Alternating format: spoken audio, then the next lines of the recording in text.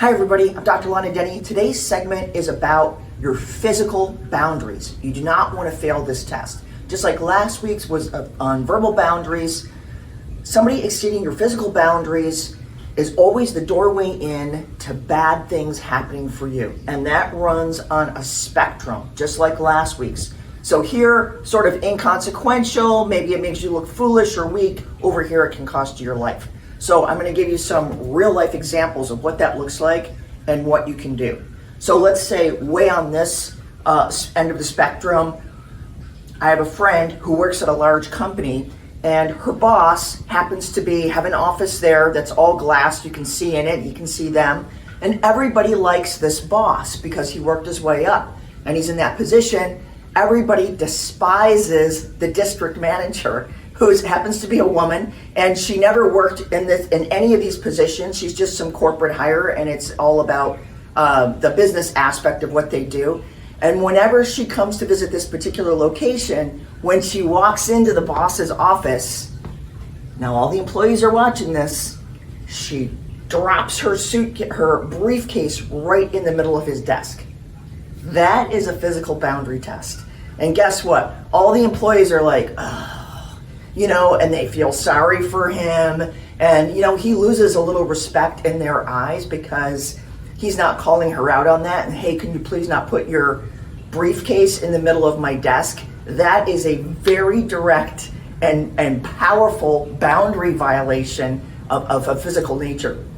Moving up the spectrum of that, your physical boundaries as far as distance from other people. For me, if somebody's within an arm length of distance from me, I always wonder, why are they that close, right? I don't like people being that close to me, strangers, right? I mean, now it could be completely warranted. Maybe we're getting on an airplane or we're standing in a line or something. But even in the grocery line, like, somebody should not be that close to you. I've stopped 2 pickpockets in my lifetime on buses in San Francisco, and it never fails to amaze me how both men and women let people get that close to them when there's no real reason for it. And this is how those pickpockets go. They just kind of work their way over. Before you know it, they've got their hands on your phone or your wallet or your purse. And that's exactly what happened in those 2 situations. So when somebody's that close to you, you can either confront them by looking at them like, why are you that close to me? Which I've done in supermarkets before, and I've certainly done it at ATMs. Or you can pivot and make space, create space yourself. But don't maintain that physical boundary. Now, moving up that spectrum, what about these women who get involved with narcissists who will drain every available resource from that person, isolate them from their friends and family, have them completely subservient to them? That starts with a series of boundary violations, physical boundary violations. Like maybe it'll start with an arm around the shoulders or something that they're not comfortable with. And unless that woman speaks up, that is going to escalate. And then on the farther end of the spectrum, that's exactly what did happen. This woman goes out on a first date with a guy. He takes her to a very expensive restaurant, which she thought was a little funny for a first date. He puts his hand on her knee. She was not comfortable with it, but she felt like she owed him that because, he's paying for this expensive restaurant. Ladies, does this resonate with you at all? A guy spends some money and then there's some expectation of physical contact, right?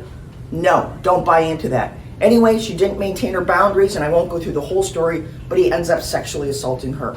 So when somebody does touch you or an inappropriate way, you've got to look at it and you've got to call it out immediately, because that is a test, and it's a test you do not want to fail because it's going to escalate and it's not going to be good for you.